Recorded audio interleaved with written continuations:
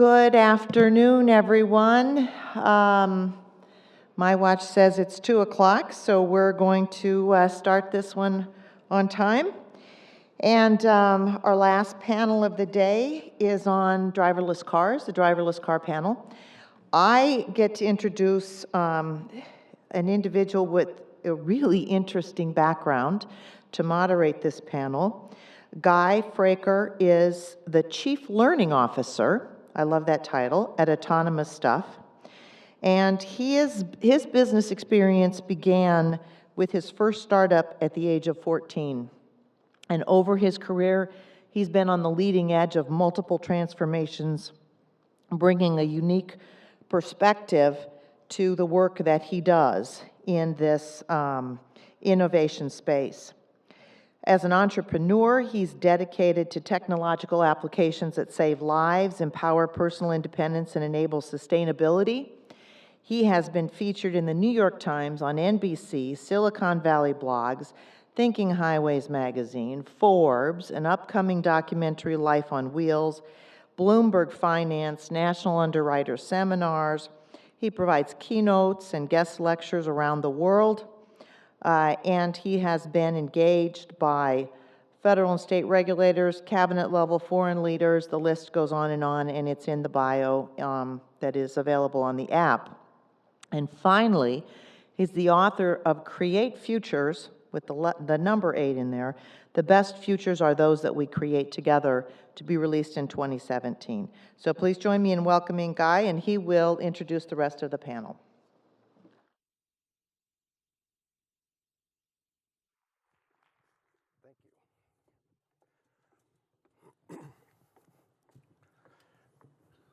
It's always can be a bit of a challenge moderating a panel right after lunch when everybody's kind of feeling a little nappish.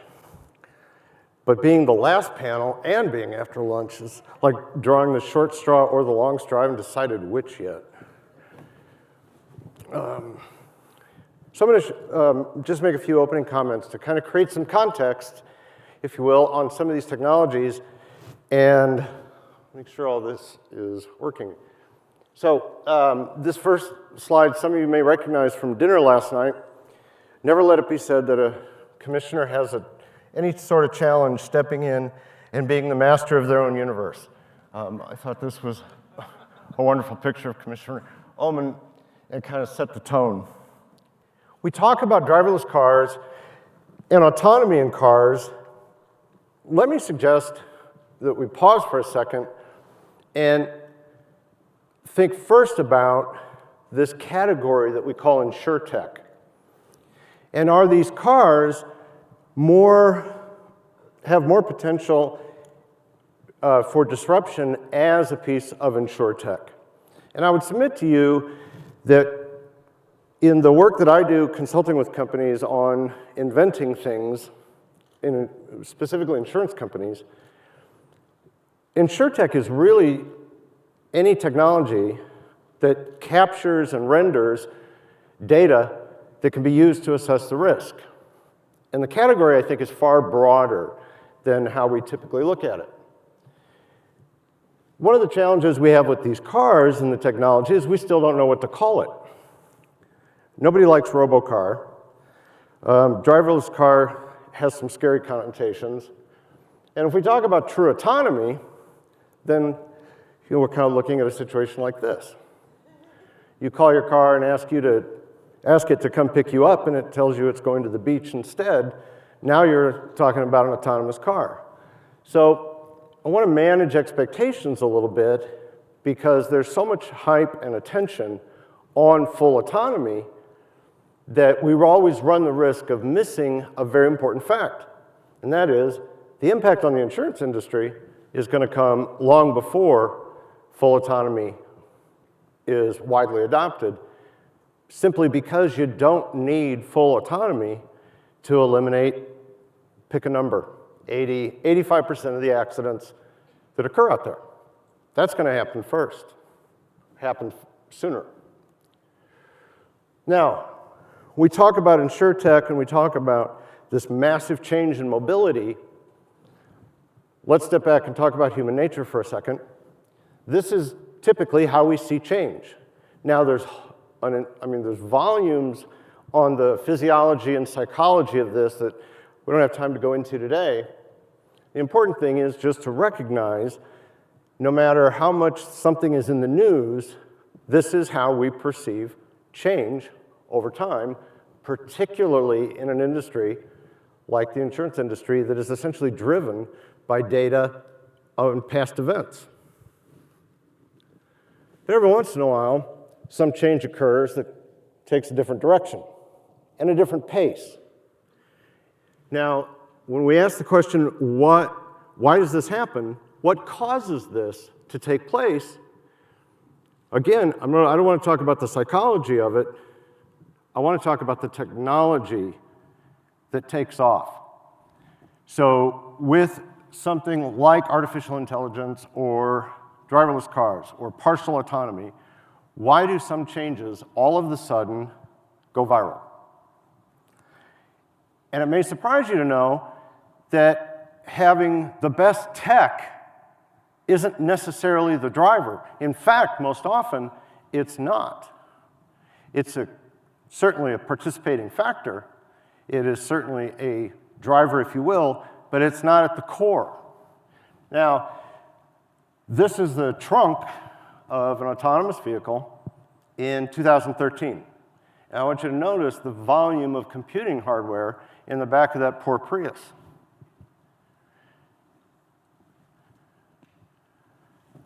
The reason some changes go viral is because the application of the technology fulfills a job to be done for consumers or the world or a customer group that matters. And let me repeat that. The technology performs a job. It fulfills a mission that matters to a large enough group of people. That's when things go viral. The technology can be replicated. The job to be done is what matters most. And what you see here is a low-speed electric vehicle from Santa Clara University that is moving injured and disabled students without anybody behind the wheel, live on that campus today with Aero Robotics. That headline is from 2 days ago when Waymo, Google's car company, is going live with consumers and without engineers on the streets of Phoenix this week. And then you have autonomous semi-trucks. So same technology essentially spread out over 3 different applications. Now, it's particularly important to understand from an insurance industry perspective is the bigger the job, the more likely and faster you get this self-reinforcing cycle of money going in, money coming out, people deciding it's a growth opportunity, and the first move advantage. It's actually it's greater risky today to hold off and wait and see if something is going to happen than it is to get in early and help make it happen because it can happen so fast. The picture on my other right, your left, is Beijing, where the air quality is 500 times worse than the WHO safe level. And the other picture is from India, and those are people who walk 10 miles to stand in line to vote. Now, if we take the United States out of the picture for a second, vehicle ownership around the world is only 18%. If we don't reboot transportation with these new technologies, when these countries go to a car for every 20, a car to every 15, it's catastrophic. It won't work. It's not feasible. Beijing would need a parking garage the size of Pennsylvania. So the job to be done here is huge, which means this technology revolution in mobility is not only here to stay, it is inevitable. And those who get in early are those who are going to reap the most benefits from this growth. So the bigger the job to be done, the greater the acceleration of change.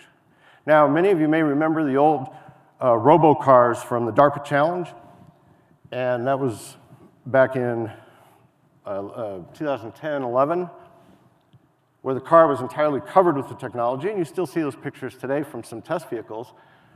Then you have the trunk full of technology to handle that massive amount of data that's flown through there.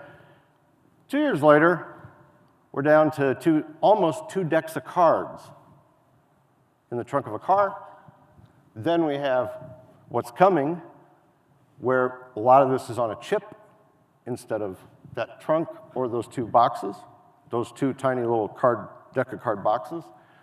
And in July, in Dubai, a different kind of autonomous car or a different type of autonomous vehicle is going to go into use with the flying taxi. And that's a quadcopter being tested in Dubai as we speak. So the development starts to yield these forks in the road, and this self-reinforcing cycle takes hold. That's what's important to remember about InsurTech and the technologies that affect insurance. The bigger the job to be done, the more necessary the job to be done, the greater the growth opportunity, even if it seems completely counterintuitive, and oftentimes does, to your leadership team.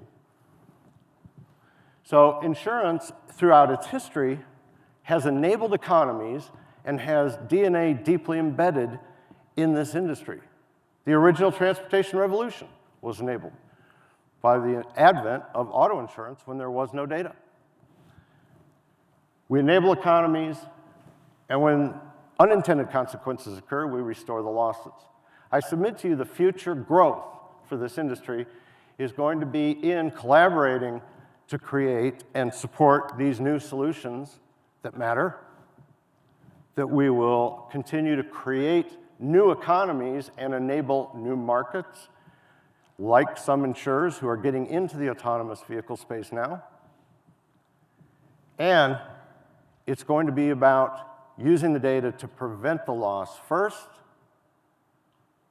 which is cannibalization at its core, but continue to recover from the unintended consequence. That's where the future growth is going to be. Now, I'm extraordinarily lucky to be able to bring to you a seriously world-class collection of talent and experience in this panel. And I want to do that, first of all, with Daniel McGehee from Iowa here, who works in the Advanced Vehicle Simulator and is literally a world-renowned expert. And you can read his bio. I don't want to take up his time. But is a world-renowned expert across these transportation technologies and has the unique advantage of seeing how these technologies are developing and being applied across geographic boundaries, because his work is on a global scale. And you'll see with all of the panelists today this very broad view of what's going on with these cars, these technologies. And first, we'll just bring up Dr. McGehee. Thank you.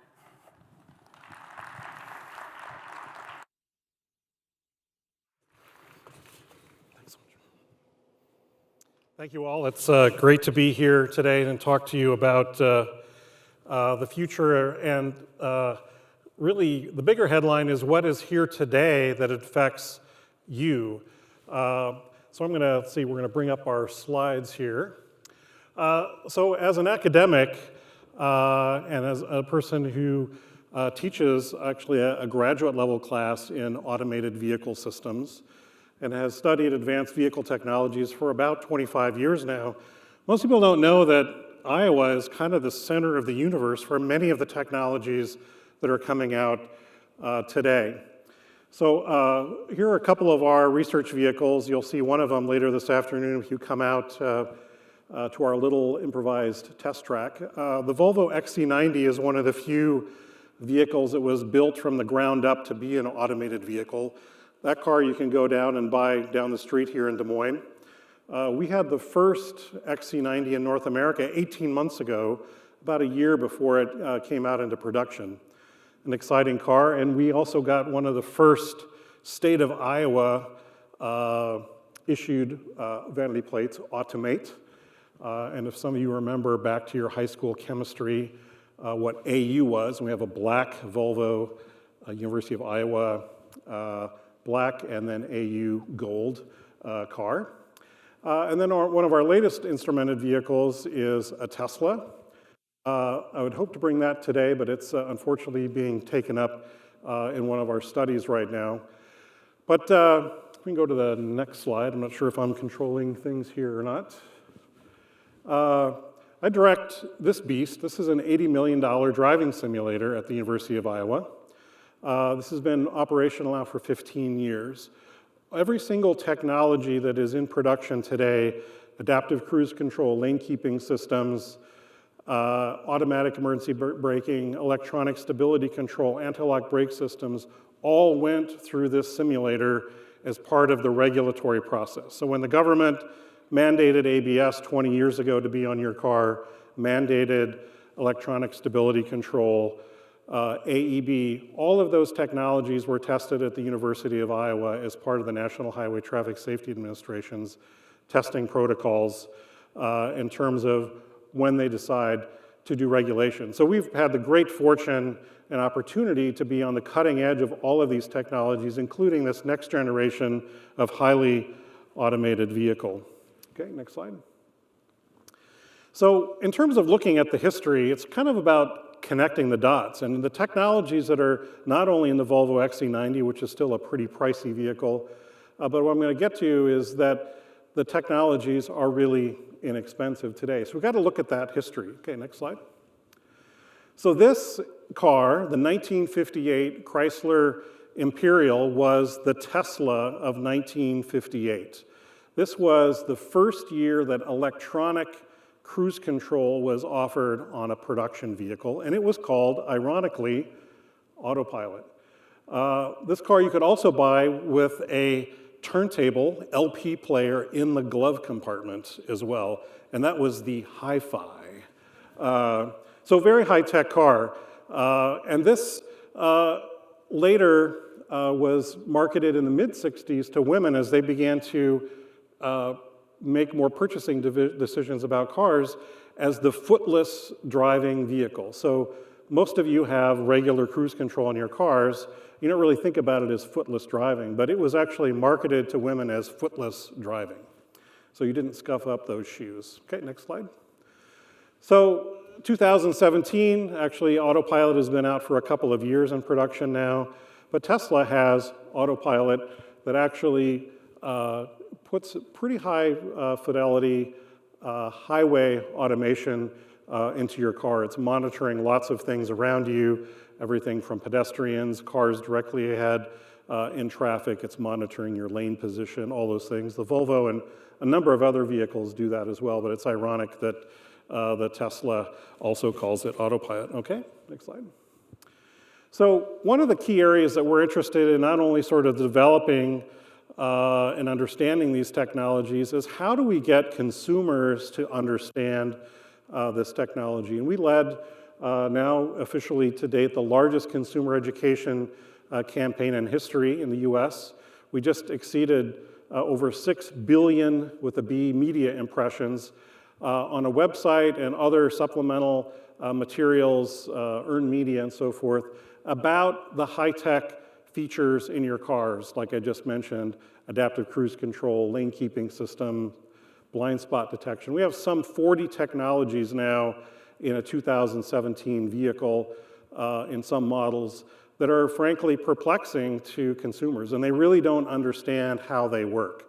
So this can be forward collision warning systems, the list goes on. So I encourage you to go to mycardoeswhat.org. You can even go see a guy named Rick and Scout, a guy and his dog, explain things. You always got to bring the guy and his dog in to explain these things, and it makes it much more popular. Okay, next slide. So for you, the Insurance Institute for Highway Safety is the key place for you to understand the data when it comes to these technologies. Most of you, your companies fund IIHS They have an amazing website, public database, every single car. They crash test, they put the video on, analyze it, and this includes these technologies as well. Okay, next slide. So what do the data look like for some of these technologies? They've now been out for several years, and sometimes on high-end cars, but increasingly on lower-end cars. Okay, next slide.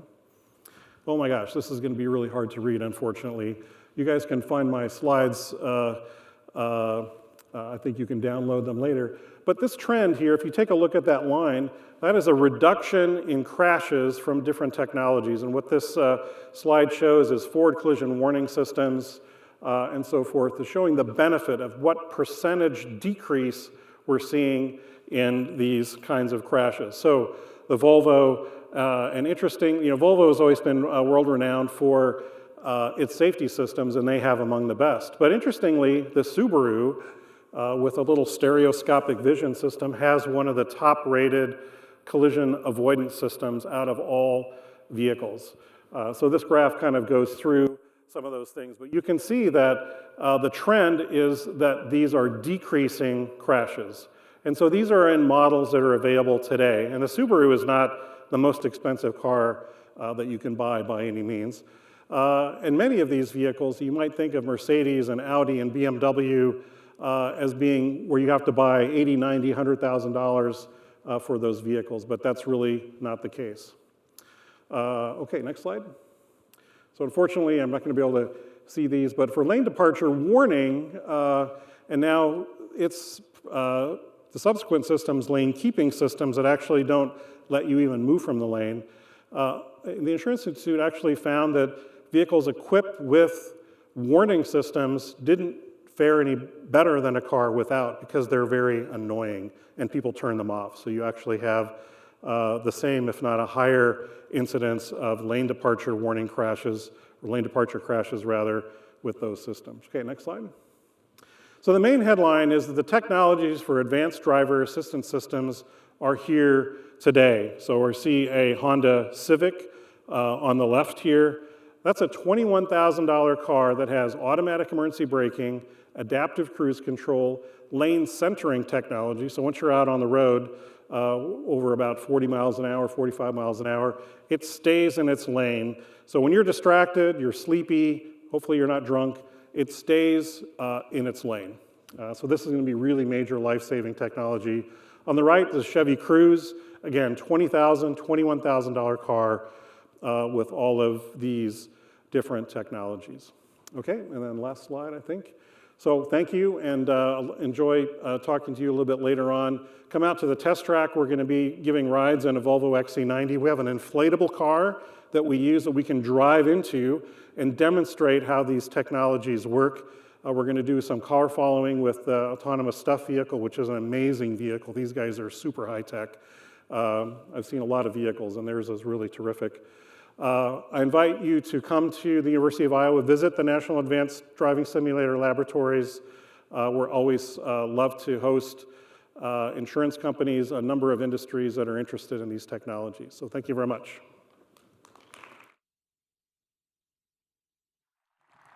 Thanks.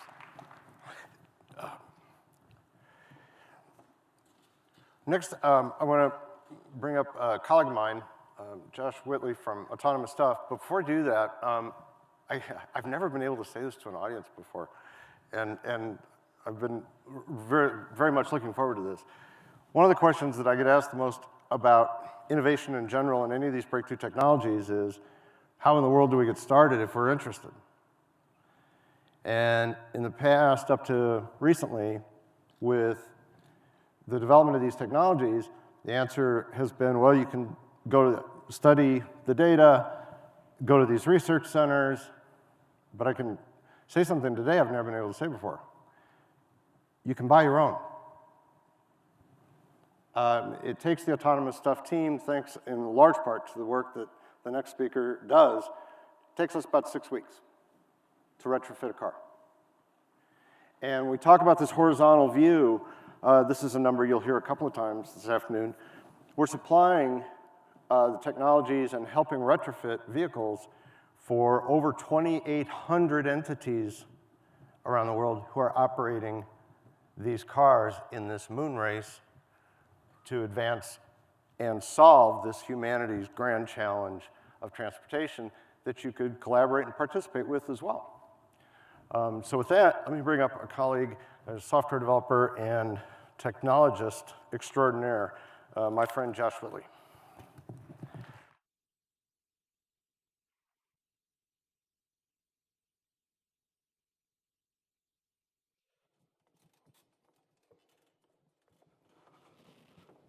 Thank you, Guy. That was very kind of you.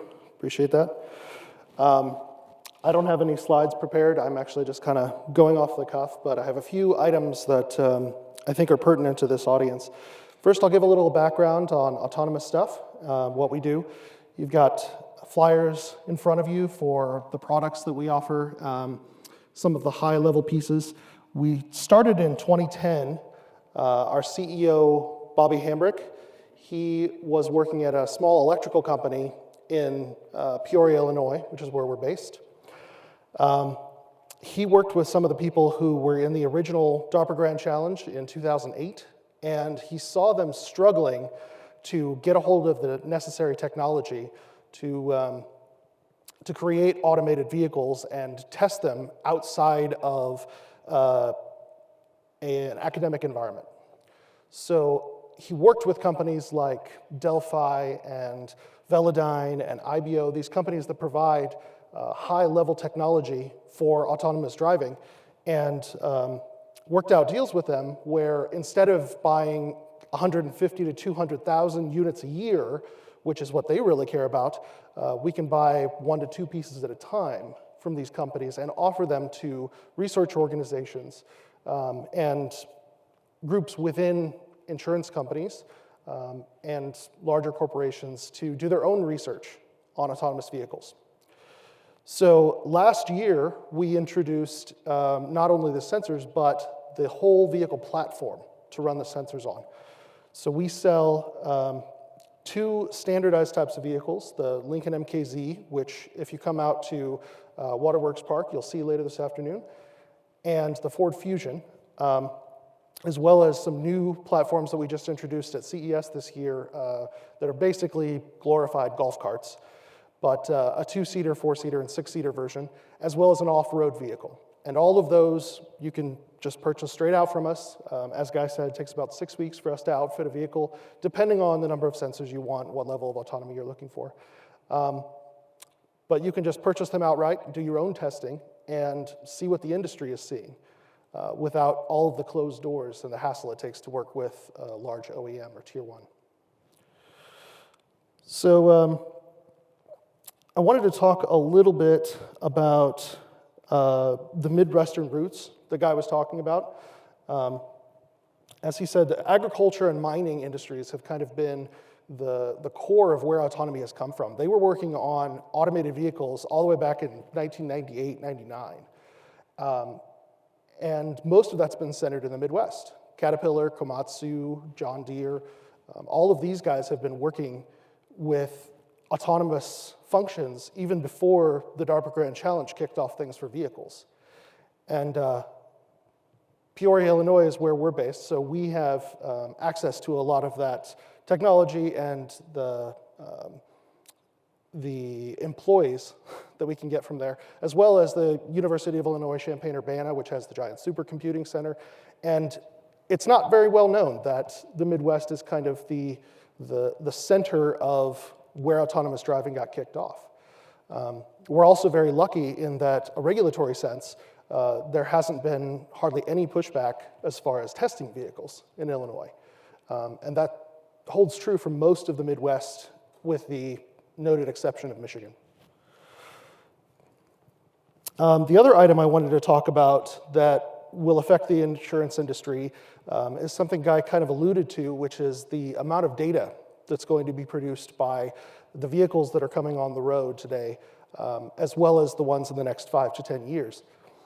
When we do automated testing of vehicles, we're looking at data on the order of about 4 terabytes a day from each vehicle.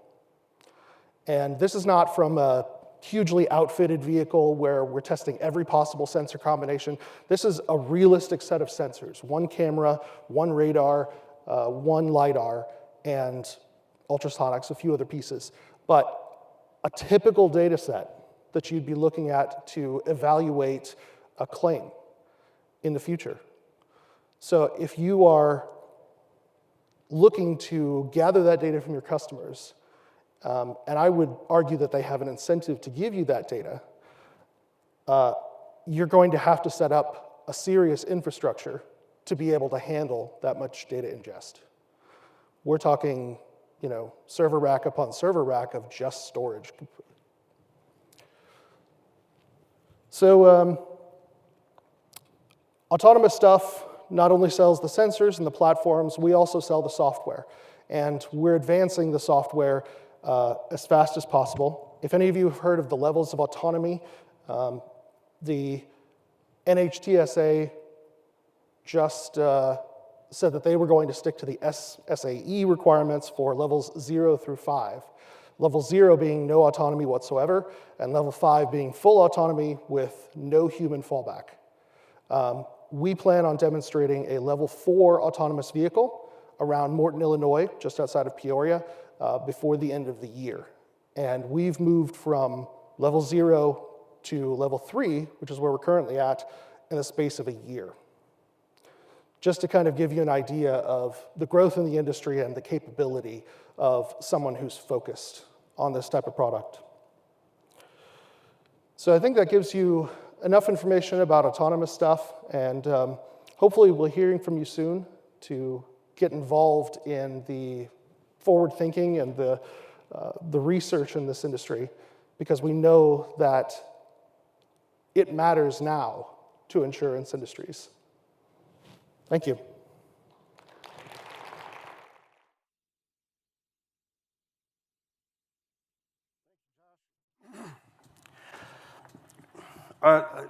Last panelist I want to bring up is Mr. Paul Trombino, who is the head of McClure Engineering. Paul has, as you can see in the bio, extensive experience across multiple state departments of transportation, and also now working on with the engineering side, working with regulators from that perspective, and brings, I think, a very unique and advantageous perspective for the development and continued deployment of these technologies on a state-to-state basis, because that's how it's currently largely regulated, as is, of course, the case with insurance. And so with that, Paul?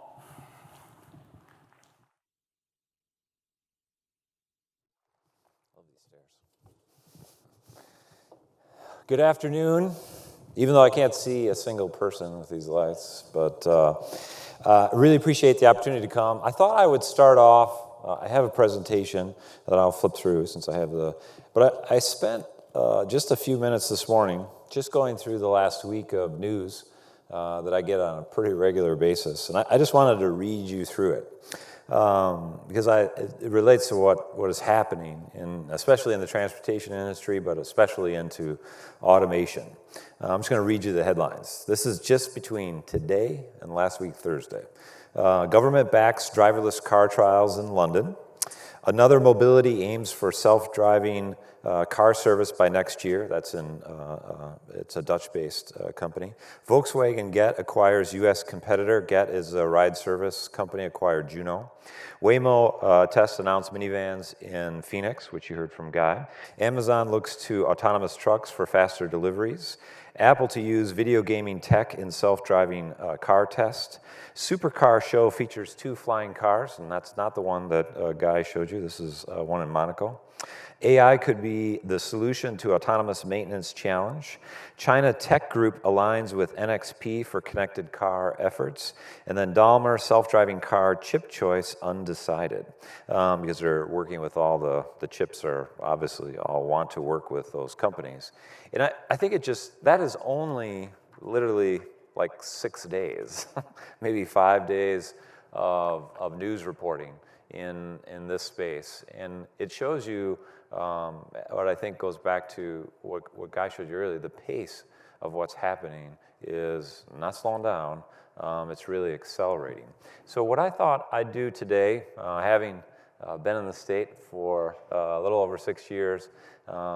Vehicle automation was one of the things I was very interested in, especially in this last few years as a part of Iowa DOT. So I thought I'd talk a little bit about what we set up over the last few years, especially working with Dan and a few others. And by the way, I can't emphasize enough, if you get the chance to go to the National Advanced Driving Simulator, I really strongly do. I've been out there a number of times. I'm still trying to convince Dan to allow me to do the cannabis study that I've been going on, but he won't let me. So maybe eventually.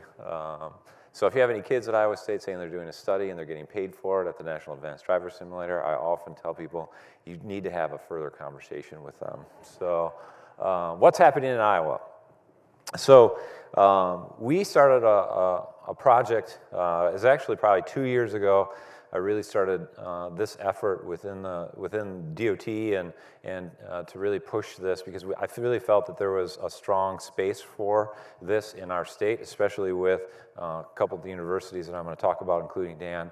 But the concept is really to deliver safe, reliable, efficient transportation by developing an AV-ready driving environment. And I think you heard it from Guy just a couple of minutes ago, is this technology that in order for us to advance it forward, you have to get it into the system.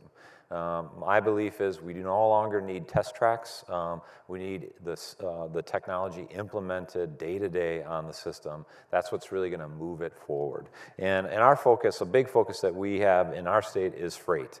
Especially freight logistics. You saw a slide by Guy with Otto. Otto was here in our state last year, and they actually mapped some preliminary routes for them to do some autonomous movements, hopefully later this year. They're out in Colorado and a couple other places. And I had the opportunity to visit their facility out in San Francisco.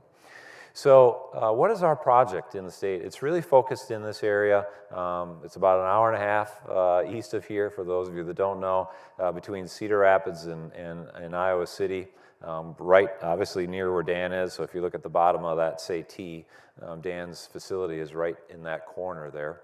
And basically what we're focused on is really laying out a corridor where the technology can be tested on a regular basis overall. And one of the unique things that we have in our state is a phenomenal mapping system. We've had GIS and a few other things since the early 2000s, linear referencing system, LiDAR across the state. So we've had some phenomenal mapping that already exists in the state. And that was really where our focus was to, can we enable a high-definition map, as I call it, that will allow the vehicle with automation even function to a higher degree, especially in weather conditions, right? Because we all know it's not clear and sunny, and you can see paint marks every single day in our state.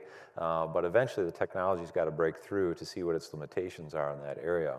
So essentially, our goal is to build capabilities to assist people to drive more effectively, move freight, especially more efficiently. It's a huge issue in our state. We are a freight, what I call a producer state. We move products, not only produce it, we don't consume it, we move it not only within the state, but outside the state and outside the United States, but also take a leadership role, because we really think that foundation, as was mentioned before, in the Midwest is actually here, and there's really no reason for us not to get in to this space.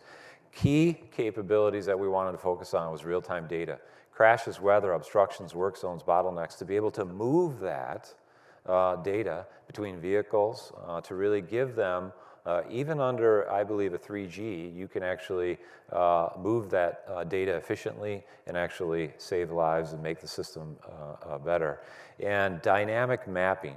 As I often say, the maps that were produced are really for a driver, right?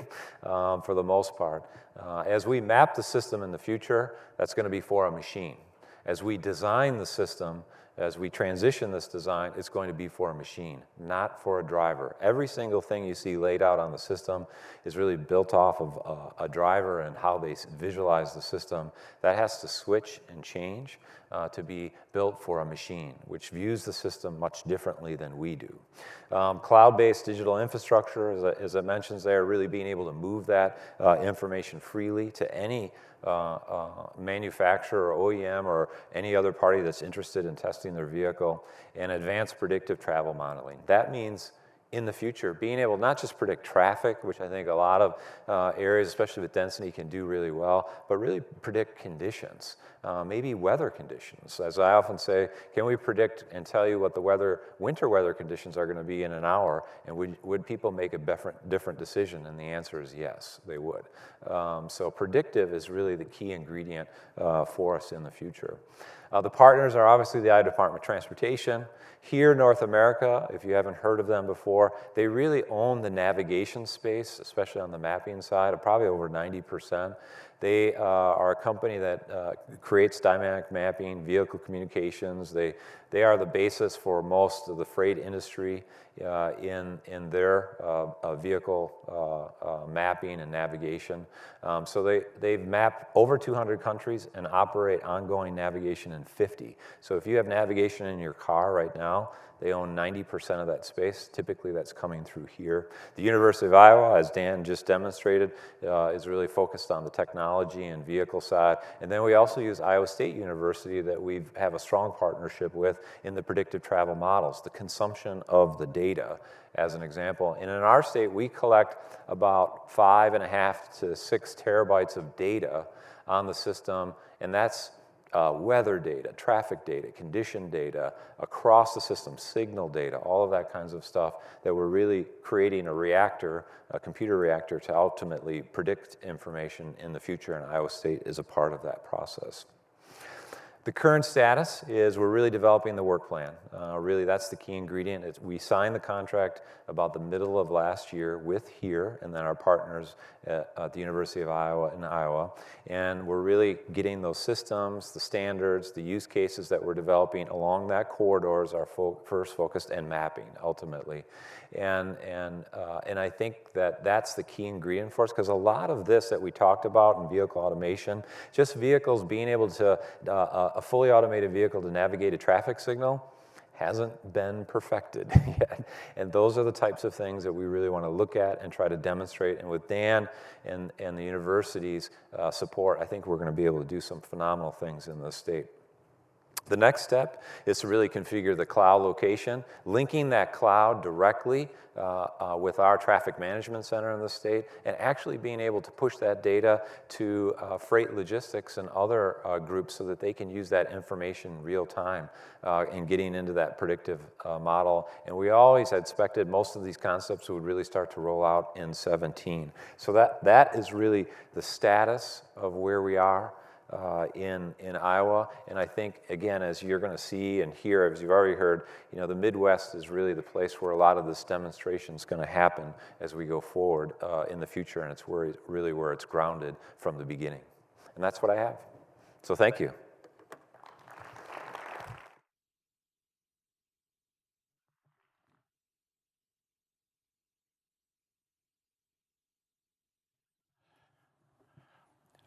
Daniel, yeah.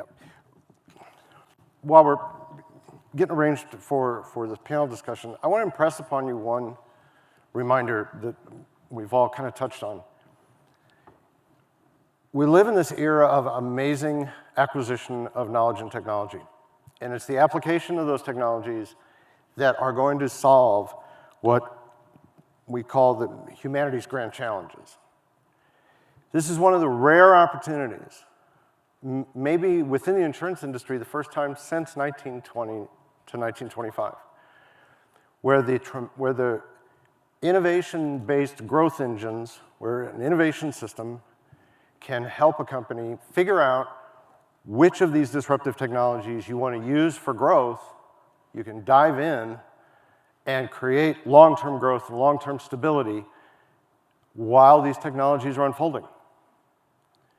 This is the insurance industry's opportunity that comes along maybe once in a lifetime, not just with these cars, but with 7 or 8 buckets of technological applications, where the future of the industry is going to be defined by those who choose to adopt them, learn as they go, take a little bit of risk, and use those for the basis, the foundation of future growth. And that's where we are as an industry, because there's no avoiding the disruption from these technologies that are going to provide such a tremendous societal benefit anyway. We're going to kick this off and open it up for discussion. We've had some, I think, hopefully good, thought-provoking comments from the panelists. And before we get into Q&A, help me thank the panelists one more time for their comments, sharing their expertise.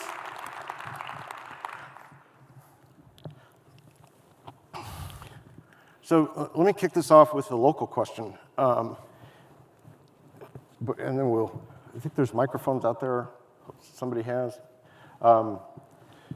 Because we can't really see you, so if you've got a question, just shout out or something. But what do you see in both near term and longer out being the ultimate impact on states like Iowa from these technologies? Paul, you want to? Sure, I'll jump into that. One of the areas that I think, I often had this conversation, I always sort of joke about this, but I think it's okay if I say this. And when I have this conversation in Washington, D.C., it's like trying to get people to figure out that, in our rural areas, there's a lot of high-end tech, especially in the agricultural industry. It got mentioned earlier a little bit about really that was where the start of it was. And as you see automation in the future, it's really going to start to break down boundaries significantly and enable you're going to see a different type of movement. That's our biggest belief. And this is an area a space that we're working in right now. My focus is you're going to see a lot. My belief is a lot of the major cities are, Denver, Kansas City, Minnesota, or Minneapolis, and other ones are actually already at density. And you're going to start to see the gradual migration. We're already seeing it in Des Moines. And as you see those areas expand, you're going to see the rural areas around those start to grow. And the reason is, number one, the transportation system is going to further break down. The ease of mobility is going to significantly change and have dramatic impacts for individuals to make different choices about where they choose to live and where they choose to work, or even how they choose to work. And that's going to get driven through a lot of that, what I call fusion of interest in transportation, especially on the technology side. And so that's a clear space for us in this state. And then the final piece really is in agricultural and in what we do in manufacturing. Those are really our two major industries in the state. The technology and advancement for what we produce, how we move it, actually how well we produce it, how efficient we produce it. The technology across all those areas has profound impact into making it more efficient, maximizing profitability for our state and our products that move all over the world. And that's a huge thing, I think, for us as not only a state, but in a state that has a lot of rural areas. And that's a good economic outcome for us in the future. James, anything you want to? Yeah, I think Paul alluded to this a little earlier too. One thing, the great things about Iowa, and those of you who are from Iowa, we have sort of this Iowa nice thing. And a lot of our collaborations around the world, people come to Iowa because we're really collaborative. But we also have like normal roads. So if you take a look at California, highly painted, good contrast, those are highly specialized conditions. We have like normal roads. We also have normal rural roads and normal connections to agriculture. So as Josh has mentioned and Paul has mentioned and Guy has mentioned, automation in farming has been around for quite some time, but it's the last mile that has not been around. And this is where we have an opportunity on our normal roads to be able to really highlight that last mile capability. And whether it's in East Cupcake, Iowa, or it's going to be something that we're going to be able to demonstrate, and it's going to be very useful and practical. Josh, the company just in Morton out of Peoria, I'm sure there have been questions about moving to one of the coasts, and probably a few surprises from visitors, because the companies that come in from all over the world to view the technologies, what's their reaction to the opportunities and the growth that AutonomouStuff's committed to in Illinois? Usually the first thing they say when they fly in is, where am I? Peoria is a town of about 150,000 people. Morton, where we're actually based outside of that, is less than 5,000 people. So we're kind of in the middle of a cornfield, but I consider that an advantage for us. As he was mentioning, we have typical weather. We have probably one of the most diverse climate environments that you can possibly test an autonomous vehicle in. And when customers come visit us, they pick up their vehicles. Sometimes they want to test them that day, and sometimes it's pouring down rain. Sometimes it's snowing. And like I said, I consider that an asset for us being here. And in addition to the testing environment, we have the talent that comes from this area like no other. We have the majority of the people who did not originate in Silicon Valley who are working on autonomous vehicles originated in the Midwest, you know. They completed their degrees out of University of Illinois and Illinois University. So the customers are usually pretty surprised that we don't have our headquarters in Silicon Valley or in Detroit. We do have offices in both of those places now, but I think it really works well for our industry to be where we are. There is, as you mentioned, Paul, there's no shortage of media or press on the development of these cars. Let me put this out for all three of you to respond to. With all the media and the hype, what do you think are the more significant myths or misunderstandings that may be out there that are being promulgated in the messaging? You want to take that Yeah, I first? think what we see, I think what we combat frequently, even at the legislative level, is that robot cars are going to be operating on Interstate 80 and in downtown Des Moines like tomorrow, and that this is going to get rid of the insurance industry and all those things. This is a very long-term operation. So if you take today, the 2017 Honda Civic, let's pick a car, that has automatic emergency braking, adaptive cruise control, and lane keeping, it will be another 20 years before all cars get just that technology. So if you take a look at analog brakes now, after 20 years, are in about 93% of our entire US fleet. It's taken 20 years to get that one technology. So it's really the speed at which we're going in that direction. Certainly, transportation is going to change quickly in the next 20 years, but it takes a long time to get all of that in there. John? So I think one of the major myths that we hear is you've heard a lot of announcements from many of the major OEMs. We're going to have full automation in 2020. But the thing that they don't really define is, what does full automation mean?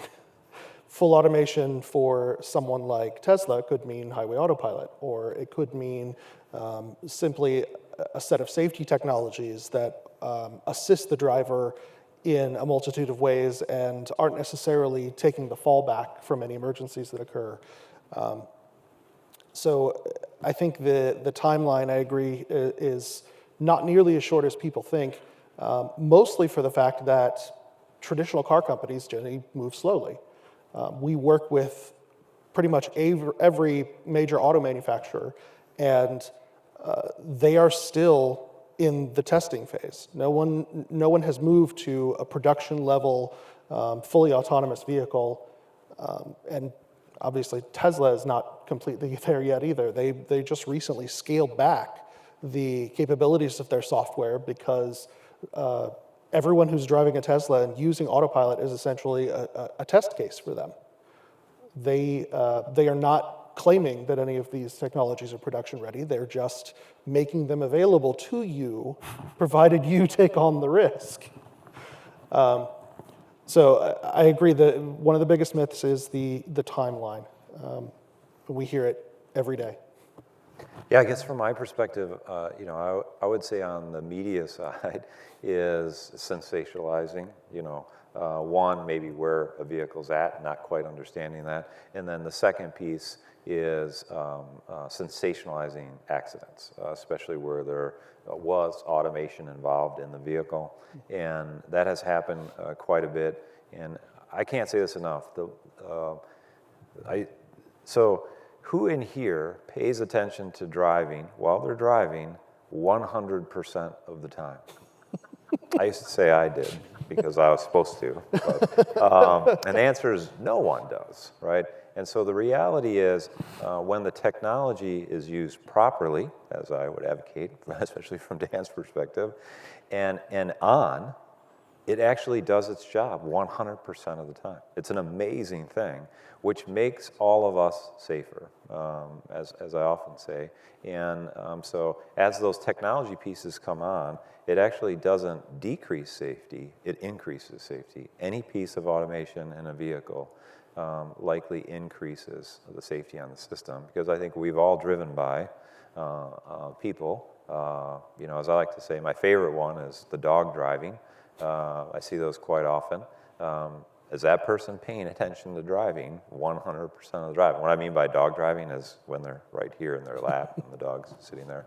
And we are all in a better scenario the more technology. It's not the opposite. And a lot of times the way the media portrays it is it's an increase in risk, and it is not. It's a decrease in risk for all of us.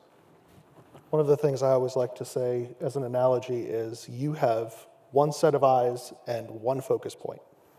And every piece of technology that's being added to a vehicle for advanced driver assistance systems will not change focus, will not get distracted, and many of them have a complete 360-degree view around your car. You simply cannot do that in human hands. And we also have to remember that car crashes is one of the top public health issues worldwide and in the US. Last year, 2016, we may have killed 40,000 people on our roads. In Iowa, we had a 28% increase in fatalities. And the basic issue is the economy and cheap gas. The more you work, the more you drive. The cheaper the gas is, the more you drive, the more you drive, the more you crash. So this is a huge public health issue. And so these technologies can step in when you're inattentive. The most fatal car crash scenario is a single vehicle roadway departure. You drop a wheel, you overcorrect, you go into a ditch, you hit a tree. That's how we die in North America. And lane keeping systems can prevent that kind of crash altogether. So these in combination are really going to be a big benefit. We put a pencil to the statistics once, and some people here have heard me say this before. We've repeated the fatality count of World War II twice since the end of World War II. We just do it every day, and we don't think about it. I got into the autonomous car work within the insurance industry initially because a video got posted in 2009, and my autistic son told me he could own a car someday. And I went, oh my God, I hadn't even thought about it like that. That's 15% of the US households. Not driving or not having mobility over some form of disability. Do you see the technologies progressing faster in some sectors than others? Some speculate that freight may be the tip of the spear, or long-haul trucking, others shared mobility. Others, I know there are a couple of large firms out there who are actually contemplating the development of a retrofit kit for existing vehicles. How do you see the sectors progressing? I'll jab at this. So this is my two things. First one is freight is going to be a key ingredient. And the reason is some early analysis that we did just on the freight truck side. You're talking saving 2 times the labor costs, probably 20% fuel costs, and your safety record goes significantly improved. And a lot of the freight companies that we had worked with and I'd worked with in the last year, a lot of them already have forward avoidance in all of their truck cabs because of the huge safety benefit that they saw. So that's, I think, clear that there is a drive and an aggression towards that because there are such huge cost savings and safety savings overall. The second for me, and I love talking about this, is aftermarket. I think the aftermarket is going to cause more disruption, especially to the main equipment manufacturers, auto manufacturers, and it'll be, as I tell all the time, People don't realize how easy it is to put a rear view camera on your car today. I mean, super simple. Yeah. You don't really need to do much at all. And that technology, and if you start thinking of automation, you're going to be able to scale up automation on an existing vehicle that will improve its safety performance, your mobility, your interaction with the vehicle significantly. And I believe, this is one of my, this is other sort of a little biased benefit, part of it is because of my son. There's a huge group, especially in the millennial, even younger generation, that love to tinker and make modifications to a lot of different things, from computers to cars and other things. And I think it's going to be easy for them and feel comfortable doing that work. For, as I would say myself, I don't necessarily feel comfortable doing that, but that is completely different for that generation. So I think they're going to grab onto that, that aftermarket piece. Yeah, to your point specifically, I have a tablet that is installed in the dash of my truck, which was a custom project that I just felt like grabbing onto one day. And Yes. Automated technologies are definitely on my list. Yeah, when I came home to see my, well, then he was 19-year-old, had taken the front dash off of his car because he was making modifications, which I couldn't even figure out how I could even come close to doing something like that. He told me that, yeah, the things are changing. They're going to change quick. Yeah. Daniel?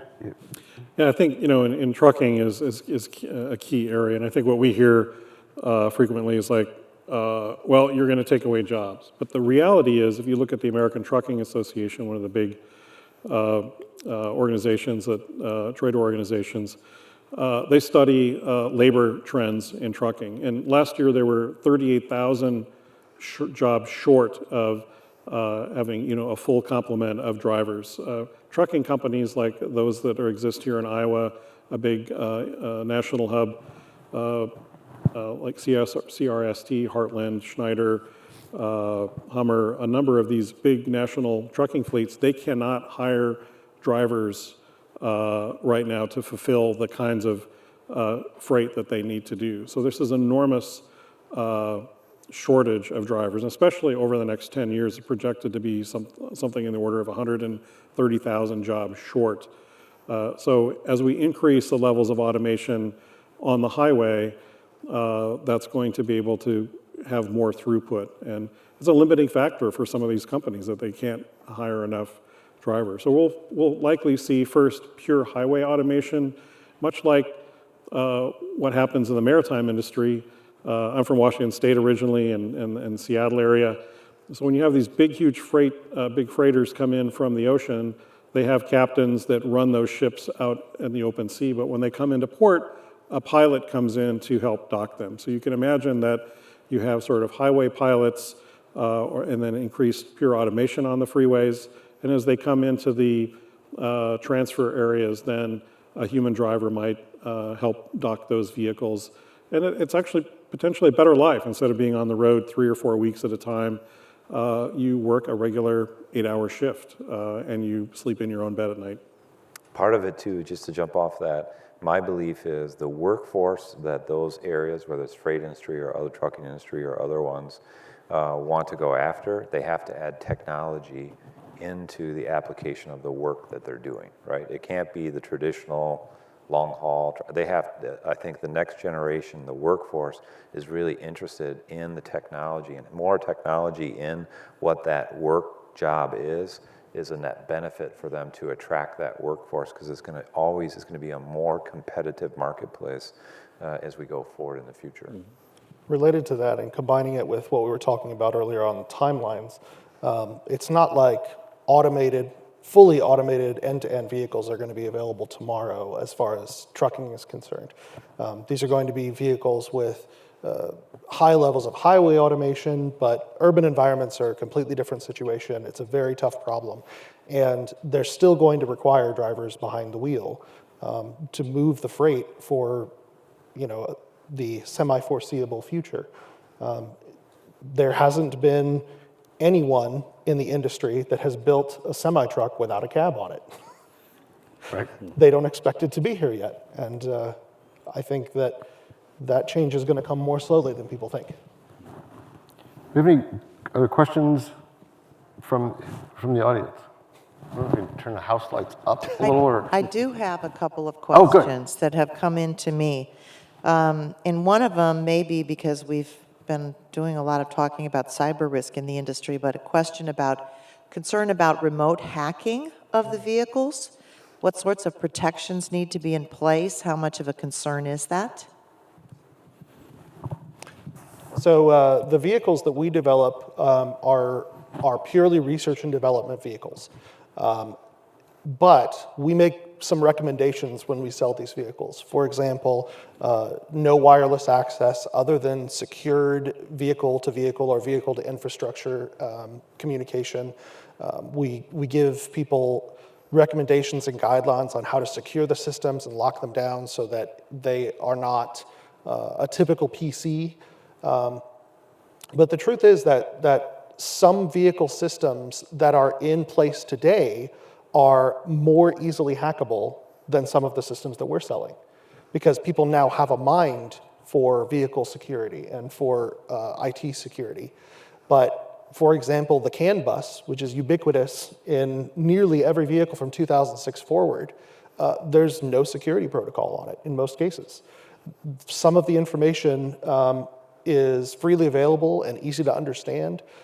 If someone gets physical access to a vehicle, they can take control of it. That's simply the solution, or the way it is. But now that we have a mind and an understanding for vehicle security and wireless security, the vehicles that are in testing now and the plans that manufacturers have for releasing them in production include IT security and standards for communication protocols that involve encryption and things along those lines. Paul, you look like you were about to jump in on that. No, I was going to say that those are the two that should answer that question. Okay. Yeah, in working with many of the car companies and the big suppliers, cybersecurity is a huge issue that they are very, very interested in and have enormous resources pouring into that. There are a number of car companies that allow wireless access, Tesla being one of them. It's kind of like your phone. All of a sudden you get a little icon that pops up on your phone and said, there's a software update tonight. Do you want to do it? So they're also acutely aware of the cost of failure in the security world. So that's really not only the safety side, but it's a PR nightmare to find somebody else is driving your car. Yeah, I can tell you, I've worked with a couple of companies who are developing, I guess, and testing a specific endorsement, actual insurance endorsement to cover some of the cyber risk, specifically on the automated features of the vehicles. You said you had another question as well? I have a couple here. This is for Paul, I think. You talked about what Iowa is doing to be AV ready with its roads and so forth. How does that compare to what's going on in other states? And this may be a personal question, but I'm still trying to get a handle on the timing of all of this. How long is it until I can get in my car in West Des Moines and it's going to take me downtown? And maybe another piece of that, kind of related, is, Dan, you talked about there are a lot of cars out there that are not equipped with technology. It's going to take some time for this to work its way through the system. Do we really need all of them to have this technology for this to work? Or what percentage do we have to have before, the West Des Moines to downtown Des Moines thing happens? Why don't you do that one first? Go ahead. Well, I mean, as Josh said earlier, it's really about how you define automation. I mean, we have production self-driving robots and vehicles today. If you go to factories, I'm in the industrial engineering department. I have students that work at Procter & Gamble who manage robots who drive around the factories. We have narrow gauge 15-passenger microbuses operating in Europe and in the US. They go really slow. They primarily go about 8 miles an hour, 5 miles an hour. They stop all the time. They work pretty well in pedestrian-rich environments. We usually call them targets, but people don't like when we talk about pedestrians as targets. But so slow speed automation is here today. I think what the public confuses is really getting out on the open road in town, as you described, to go downtown. And that's really harder to predict because one crash, one fatality out of 40,000, the public doesn't, we've already seen based on even how Waymo or Google, previously Google Car, called Google Car, in their testing, they get rear-ended all the time because they're in traffic all the time. But even when they get hit by another car, that is international news. Tesla had a fatality that actually caused a state to stop even simple tweaks to the law in truck following and platooning. So the crash is going to be very interesting to see how public perception is. We can show that thousands, tens of thousands of lives can be saved in a year, but one fatality somehow is too much. So this is going to be a really big struggle as we move forward on how we are able to communicate the safety benefits of these technologies. So on the state side, I was just trying to write down so I didn't miss anybody. So you've got a sense for what I was doing. Part of the reason we went down the mapping side and trying to, because that is what I felt fit our state. That was really where a lot of our history was and a lot of really great information that we had. And I think there are states trying different things. Michigan, as I got mentioned before, Kirk Steidl is the director up there. Obviously, he has a large base of auto industry, and they have some expectations about what gets built. So they're actually really moving into the vehicle to, we call it vehicle to X, but sort of vehicle to signal systems and other things where you're connected, the vehicle's actually connected, and building a connected corridor. And that's really being driven, as I often say, really by the auto industry, which allows, I think, another perspective of what's going to happen. You see California and Arizona really, I think, pushing the envelope, including Pennsylvania, on really trying to get automated or heavily automated vehicles with a driver running in live traffic already. And then the last one was two that I would mention, Nevada. Focused on freight, especially freight truck in that area. They're actually also the state that's trying to, or in the process of demonstrating, I'll just describe it, the tube, where people would get in the tube and it would move you at 700 miles an hour. And I expect that to actually move forward here very shortly. And then Colorado is another state that is really focused, similar to Iowa. They actually have a contract with here, very similar, focused on the corridor. As I told my counterpart, his name's Shailen Bhatt. He runs Colorado DOT, not as good as Iowa's, but that's okay. But they're focused on the I-70 corridor and really trying to improve the movement of information, especially along the corridor because of the peak period traffic with skiing and other things that they have to try to find how technology can really improve that system. So that's sort of a quick rundown of the states. So you see states trying different things all over, I think, that fits them, which is exactly what I think they should be doing. And part of this is always what I like to say is the future in transportation is there's not going to be one solution. Right? It's often that we think that, well, that's the one thing that's going to happen in the future. It's actually going to be all of the above. You're going to see a mixture out there, and somebody that has that really cool 1964 Mustang is going to continue to drive that car, no matter what the system looks like in the future, and that's a good thing. We're down to our last minute. I want to, again, thank the panel and congratulate Kay and Laura and Commissioner Armand for a great conference that I think has been filled with no shortage of information to think about and follow up. I'm not sure about the whole panel. I know Josh and I will be out with the vehicles until 6. So if you have additional questions that you want to ask offline, I know we'll be out there while you're hopefully enjoying a test ride. Thank you all very much, and again, thank you to the panel. And we'll see you next year. Great.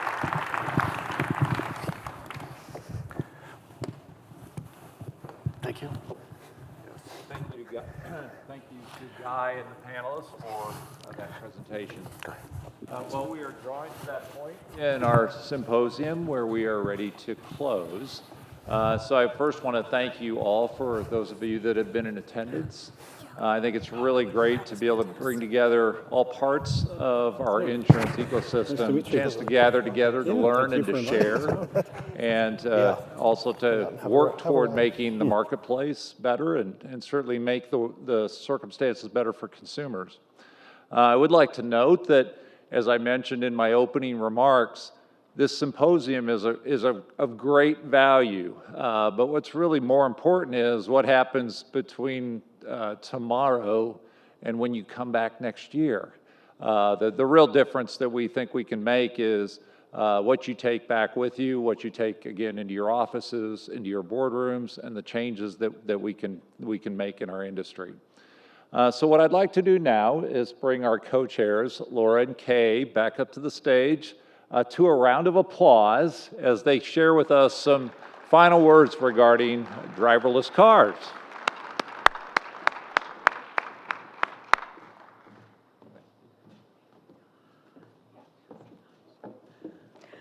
Well, I will be brief, and I will not thank you because I hope to see many of you, if not all of you, out at Waterworks Park, and we will have some final comments there. But for those of you who are unable to join us at Waterworks Park, just a few reminders as you depart from the symposium. We want to thank Terry Vaughn for her fabulous job of emceeing. Right? Thank you very much. It's you keep that thread going, and so it's just a huge contribution. And thank you very much, Commissioner Oman, for being that grand support, and your team. Wow, what a contribution. So, yes. Again, if you are not joining us, so CE credits, hope you know. We have documents right outside the door here. If you have not grabbed those, please do. And we have shuttles heading to the Marriott if you need to grab your plane. And also, we will have a survey coming out on the app. A lot of you have downloaded it, so please do give us the feedback. We are needing the feedback and look forward to understanding your thoughts and input. Likewise, share anything else that you'd like to. Otherwise, we're on LinkedIn, and as you see us around. This has just been great. I don't want this to end. We have shuttles as well going to Waterworks Park, so we look forward to seeing you there. Thank you very much. Thank you so much. Come back next year.